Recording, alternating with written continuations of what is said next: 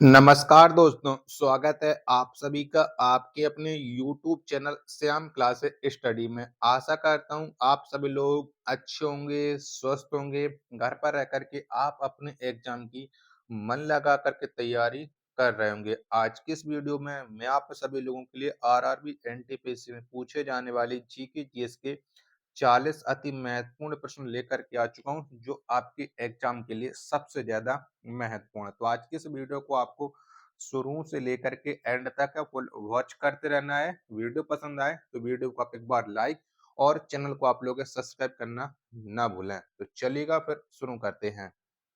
तो पहला प्रश्न आ जाता है, गंगा का उल्लेख किस वेद में मात्र एक बार किया गया है? तो कौन से वेद में किया गया है गंगा का उल्लेख एक बार? तो ये किया गया ऋग्वेद में। एक का ए ऑप्शन करेक्ट आंसर हो जाएगा। और 40 प्रश्नों में से आप कितने सही कर पाते हैं कमेंट बॉक्स में आपको जरूर बताना है। दूसरा प्रश्न है कि भारत छोड़ो आंदोलन के समय कांग्रेस के अध्यक्ष कौन थे? तो जब भारत में भारत छोड़ो आंदोलन चल रहा था तो उस समय कांग्रेस के अध्यक्ष कौन थे? चारों ऑप्शन आप लोग देख लीजिएगा। प्रश्न संख्या 2 का राइट आंसर क्या हो जाएगा? तो कांग्रेस के अध्यक्ष थे मौलाना अबुल कलाम आजाद, जिसे हम एपीजे अब्दुल कलाम भी बोलते हैं।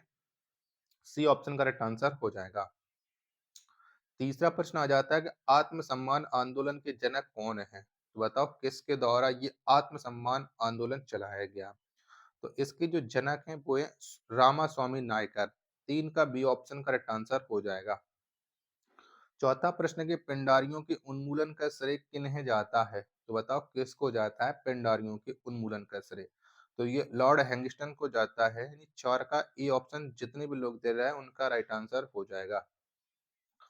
पांचवा प्रश्न है आपके सामने कि भक्ति आंदोलन के जन्मदाता कौन थे? तो बताओ किसके द्वारा ये भक्ति आंदोलन को शुरू किया गया या जन्म दिया गया है? तो ये थे रामानुजाचार्य थे। यानी 5 का बी ऑप्शन करेक्ट आंसर हो जाएगा। और बहुत कम समय में आपको क्लास कंप्लीट करा देता हूँ जिससे आपका टाइम भी बर्बाद ना हो। छठवां प्रश्न है, भारत की सीमा सबसे ज्यादा किस देश में लगी है? तो यानी कौन से देश के साथ भारत सबसे ज्यादा सीमा साझा करता है? तो वो करता है बांग्लादेश के साथ। 6 का डी ऑप्शन करेक्ट आंसर हो जाएगा। अगला प्रश्न प्रश्न संख्या 7 है कि निकोबार की सबसे ऊंची चोटी कौन है? बताओ इनमें से कौन सी है? 7 का राइट आंसर क्या हो जाएगा? तो निकोबार की जो सबसे ऊंची चोटी है वो है माउंट धूलियर है। 7 का सी ऑप्शन देने वालों का करेक्ट आंसर हो जाएगा। 8वें नंबर का प्रश्न है कि मदुरई किस नदी के किनारे स्थित है? तो जो मदुरई शहर है वो कौन सी नदी के तट पर स्थित है? तो ये है बैगई नदी के तट पर। 8 का ए ऑप्शन राइट आंसर हो जाएगा। 9वां प्रश्न आ जाता है कि भारत में काली मिर्च की खेती सर्वाधिक कहाँ होती है? तो बताओ सबसे ज्यादा भारत में कहाँ पर होती है काली मिर्च की खेती? तो ये होती है केरल में। 9 का डी ऑप्शन देने वालों का राइट आंसर हो जाएगा। 10वां प्रश्न है कि भारत में लाल मिर्च की खेती सर्वाधिक कहाँ होती है? तो कौन से राज्य में सबसे ज्यादा लाल मिर्च की खेती की जाती है? तो ये होती है आंध्र प्रदेश में। 10 का सी ऑप्शन करेक्ट आंसर हो जाएगा। 11वां प्रश्न आ जाता है कि दुलहस्ती परियोजना भारत के किस राज्य में स्थित है? तो बताओ कौन से राज्य में ये दुलहस्ती परियोजना है? तो ये जम्मू कश्मीर में दुलहस्ती परियोजना स्थित है। 11 का ई ऑप्शन करेक्ट आंसर हो जाएगा। अगला प्रश्न है प्रश्न संख्या 12, राष्ट्रीय एटलस तथा विषयक मानचित्र संगठन कहाँ स्थित है? तो बताओ ये कहाँ पर स्थित है? तो राष्ट्रीय एटलस तथा विषयक मानचित्र संगठन है ये कोलकाता में स्थित है। यानी 12 का सी ऑप्शन देने वालों का करेक्ट आंसर हो जाएगा। प्रश्न संख्या 13 आ जाता है आपके सामने कि भारत में वन महोत्सव कब से प्रारंभ हुआ? तो बताओ भारत में कब से ये वन महोत्सव चल रहा है? 13 का राइट आंसर क्या हो जाएगा? वन महोत्सव ये 1952 में प्रारंभ किया गया था। 13 का सी ऑप्शन करेक्ट आंसर हो जाएगा। आशा करता हूँ कि आपको ये वीडियो जरूर पसंद आ रही होगी। तो प्लीज आप लोग ये वीडियो को लाइक करके चैनल को आप लोग जरूर सब्सक्राइब कर लेना और इसे आप अपने दोस्तों के पास ज्यादा से ज्यादा शेयर कीजिएगा। 14वें नंबर का प्रश्न कि 10 लाख हाथियों की भूमि के उपनाम से कौन जाना जाता है? यानी कौन सा देश जाना जाता है 10 लाख हाथियों की भूमि के नाम से? तो ये जाना जाता है लाओस। 14 का ए ऑप्शन करेक्ट आंसर हो जाएगा। 15वें नंबर का प्रश्न है कि वेल्थ ऑफ नेशन पुस्तक के लेखक कौन है? तो बताओ किसके द्वारा इस पुस्तक को लिखा गया है, वेल्थ ऑफ नेशन? तो इसे लिखा है एडम स्मिथ ने। 15 का बी ऑप्शन करेक्ट आंसर हो जाएगा। 16वें नंबर का प्रश्न है कि सौर मंडल की खोज किसने की थी? तो बताओ किसके द्वारा सौर मंडल को खोजा गया था? तो सौर मंडल की खोज है वो कोपरनिकस के द्वारा की गई है। 16 का ए ऑप्शन राइट आंसर हो जाएगा। 17वें नंबर का प्रश्न है, ग्रहों की गति के नियम का प्रतिपादन किसने किया? तो बताओ किसने किया था? 17 का राइट आंसर क्या हो जाएगा? तो ग्रहों की गति के नियम का जो प्रतिपादन है ये केपलर ने किया। यानी 17 का ए ऑप्शन देने वालों का राइट आंसर हो जाएगा। 18वें नंबर का प्रश्न कि सी ऑफ ट्रिक्वेलिटी कहाँ पर स्थित है? तो बताओ ये कहाँ पर है सी ऑफ ट्रिक्वेलिटी? तो ये चंद्रमा पर स्थित है। यानी 18 का सी ऑप्शन जितने भी लोग दे रहे हैं और जितने भी लोगों ने सोच रखा होगा उनका राइट आंसर हो जाएगा। कमेंट बॉक्स में बताओ कि अभी तक आपने कितने प्रश्न सही कर लिए और वीडियो आपको कैसी लग रही है। 19वें नंबर का प्रश्न कि चीन का मैनचेस्टर किसे कहा जाता है? तो बताओ किसको कहते हैं? तो चीन का मैनचेस्टर ये संघाई को कहा जाता है। 19 का डी ऑप्शन करेक्ट आंसर हो जाएगा। 20वां प्रश्न है आपके सामने कि भारत की आकृति कैसी है? तो बताओ कैसी है? तो भारत की जो आकृति है वो है चतुष्कोणीय। यानी 20 का ए ऑप्शन जितने भी लोग दे रहा है उनका राइट आंसर हो जाएगा। 21वें नंबर का प्रश्न आ जाता है कि नेशनल वुड फॉसिल पार्क कहाँ पर स्थित है? तो बताओ ये पार्क कहाँ पर पड़ता है? नेशनल वुड फॉरेस्ट तो ये स्थित है जैसलमेर में। 21 का बी ऑप्शन जितने भी लोग दे रहे हैं उनका राइट आंसर हो जाएगा। 22वें नंबर का प्रश्न है कि महापद्म नंद को क्या कहा जाता था? तो बताओ क्या कहते थे? तो महापद्म नंद को कहा जाता था उग्रसेन। क्या उग्रसेन? 22 का सी ऑप्शन देने वालों का राइट आंसर हो जाएगा। 23वें नंबर का प्रश्न है कि सुदर्शन झील का पुनरुद्धार किसने करवाया? तो बताओ किसके द्वारा ये हुआ था सुदर्शन झील का पुनरुद्धार? 23 का राइट आंसर क्या हो जाएगा? तो ये करवाया था स्कंदगुप्त ने। 23 का सी ऑप्शन करेक्ट आंसर हो जाएगा।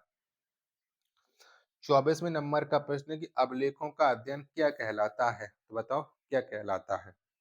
तो अभिलेखों का जो अध्ययन है ये इपिग्राफी कहलाता है। क्या? इपिग्राफी। 24 का ए ऑप्शन करेक्ट आंसर हो जाएगा। 25वें नंबर का प्रश्न है कि विश्व का पहला विद्यालय तक्षशिला में कब स्थापित हुआ? तो बताओ कब हुआ था? तो विश्व का पहला विद्यालय तक्षशिला में ये 700 ईस्वी पूर्व में स्थापित हुआ। यानी 25 का बी ऑप्शन करेक्ट आंसर हो जाएगा। 26वें नंबर का प्रश्न है इंडिया गेट के मध्य अमर जवान ज्योति कब से जल रहा है? तो बताओ ये ज्योति कब से जल रही है इंडिया गेट के मध्य? 26 का आंसर। तो ये 1971 से जल रही है। 26 का सी ऑप्शन करेक्ट आंसर हो जाएगा। 27वें नंबर का प्रश्न है कि भारत का प्रथम समाचार पत्र का प्रकाशन कब हुआ? तो बताओ ये कब हुआ था? 27 का राइट आंसर क्या हो जाएगा? तो भारत का प्रथम समाचार पत्र का जो प्रकाशन है ये 1780 से हुआ। यानी 27 का ए ऑप्शन देने वालों का राइट आंसर हो जाएगा। आशा करता हूँ कि आपको ये वीडियो जरूर पसंद आई होगी। तो प्लीज वीडियो को लाइक और चैनल को आप लोग सब्सक्राइब करना बिल्कुल ना भूलें। अगला प्रश्न आ जाता है प्रश्न संख्या 28 से किस अभिनेत्री को वीनस की मूर्ति के नाम से जाना जाता है? तो बताओ कौन जाना जाता है? तो वीनस की मूर्ति के नाम से मधुबाला को जाना जाता है। किसको? मधुबाला को। 28 का सी ऑप्शन देने वालों का राइट आंसर हो जाएगा। अगला प्रश्न संख्या 29 आ जाता है भारत तथा चीन के बीच पंचशील समझौता पर हस्ताक्षर कब हुआ? तो बताओ कब हुए थे? तो भारत तथा चीन के बीच जो पंचशील समझौता हुआ था ये हुआ था 29 अप्रैल 1954 को। यानी 29 का बी ऑप्शन देने वालों का राइट आंसर हो जाएगा। अगला प्रश्न आ जाता है प्रश्न संख्या 30 से आपके सामने कि एशियन डेवलपमेंट बैंक की स्थापना किस वर्ष से हुई जिसे हम एडीबी बैंक के नाम से जानते हैं? उसकी स्थापना कब हुई थी? तो ये हुई थी 1966 में। 30 का डी ऑप्शन जितने भी लोग दे रहे हैं उनका राइट आंसर हो जाएगा। 31वें नंबर का प्रश्न कि डीएनए जांच केंद्र कहाँ है? तो बताओ कौन से शहर में है ये डीएनए जांच केंद्र? तो ये हैदराबाद में स्थित है, यानी 31 का सी ऑप्शन देने वालों का राइट आंसर हो जाएगा। 32वें नंबर का प्रश्न है कि बौद्ध धर्म मानने वालों की संख्या सबसे अधिक किस राज्य में है? तो बताओ कौन से राज्य में सबसे ज्यादा लोग हैं बौद्ध धर्म को मानते हैं? तो ये है महाराष्ट्र में। 32 का बी ऑप्शन करेक्ट आंसर हो जाएगा। 33वें नंबर का प्रश्न आ जाता है कि लंदन में स्थित इंडिया हाउस की स्थापना किस वर्ष की गई? बताओ कब की गई थी? तो लंदन में स्थित जो इंडिया हाउस है इसकी स्थापना की गई थी 1905 में। 33 का बी ऑप्शन देने वालों का राइट आंसर हो जाएगा। 36वां प्रश्न कि लव म्यूजियम किस देश में है? तो बताओ कौन से देश में ये लव म्यूजियम स्थित है? 34 का राइट आंसर। तो ये है फ्रांस में। डी ऑप्शन करेक्ट आंसर हो जाएगा।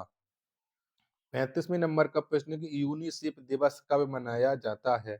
तो बताओ कब मनाते हैं? तो यूनिसेफ दिवस है ये 11 दिसंबर को मनाया जाता है प्रत्येक वर्ष।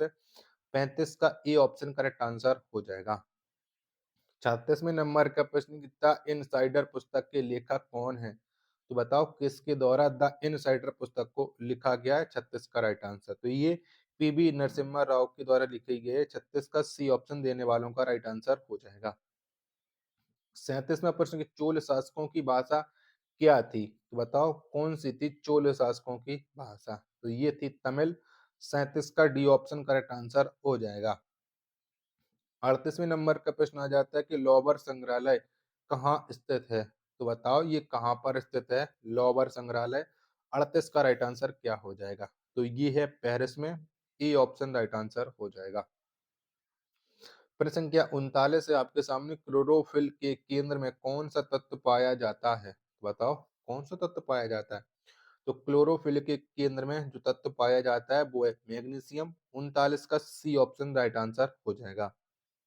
प्रश्न संख्या 40 और अंतिम प्रश्न है स्वतंत्रता प्राप्ति बाद भारत में औद्योगिक नीति का प्रस्ताव पहली बार कब पारित किया गया? बताओ पहली बार ये औद्योगिक नीति का प्रस्ताव कब आया था? तो ये आया था 1948 में। 40 का ई ऑप्शन जितने भी लोग दे रहा है उनका ये राइट आंसर हो जाएगा। आशा करता हूँ कि आज को ये 40 प्रश्न आपको जरूर पसंद आए होंगे। तो प्लीज आप लोग वीडियो को लाइक करके चैनल को आप लोग जरूर सब्सक्राइब कर लीजिएगा। मिलते पर अपने एक और नेक्स्ट वीडियो के साथ। तब तक के लिए धन्यवाद। जय हिंद।